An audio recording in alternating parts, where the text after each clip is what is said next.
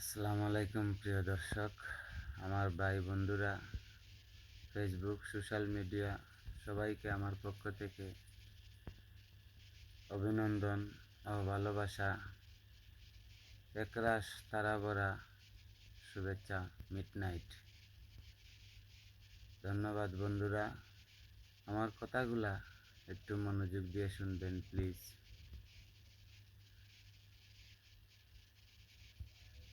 রাত 1টা বাজে, এখনো বসে আছি।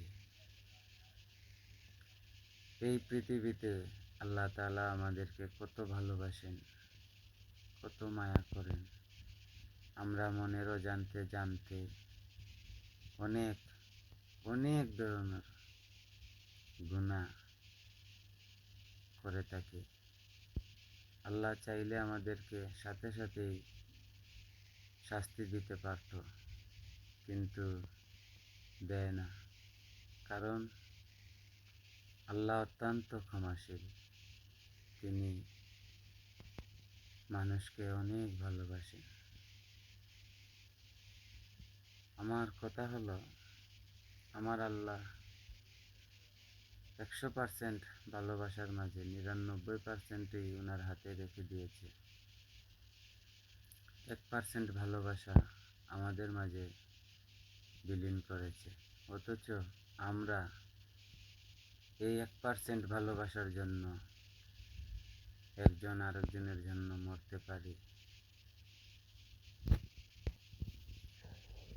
তাই বলি প্রিয় বন্ধুরা, হয়তোবা এই পৃথিবীতে একদিন থাকবো না, সবাই চলে যেতে হবে না ফেরার দেশে। কাজেই ভালো কিছু করে যাবেন, ভালো ফলাফল পাবেন। ভালো কিছু রেখে যাবেন, ভালো ফলাফল পাবেন।